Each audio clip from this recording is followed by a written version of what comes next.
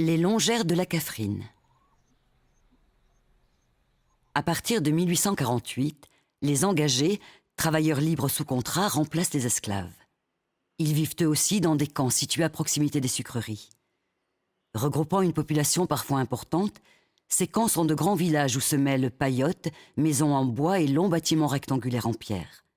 Ces derniers, appelés longères ou calbanons, font leur apparition dans les années 1860 sur les grandes propriétés sucrières.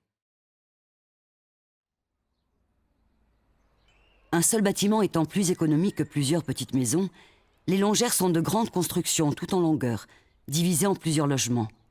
Chaque famille d'engagés dispose d'une pièce unique dans laquelle règne une grande promiscuité. Progressivement désaffectées à partir des années 1970, elles seront peu à peu laissées à l'abandon ou démolies. Vite tombées en ruine après le départ de leurs derniers habitants en 1991, les longères de la Catherine ont été rénovées à l'initiative des descendants d'engagés de cette ancienne propriété sucrière.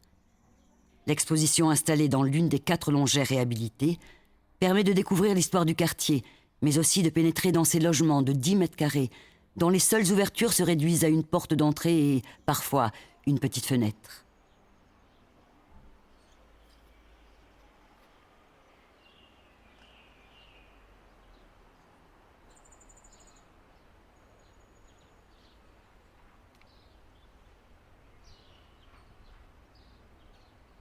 Construits en pierre à chaux et à sable, ces 4 bâtiments de 5,30 m de large sur 33 de long pour les plus importants sont des témoins essentiels de l'habitat populaire réunionnais.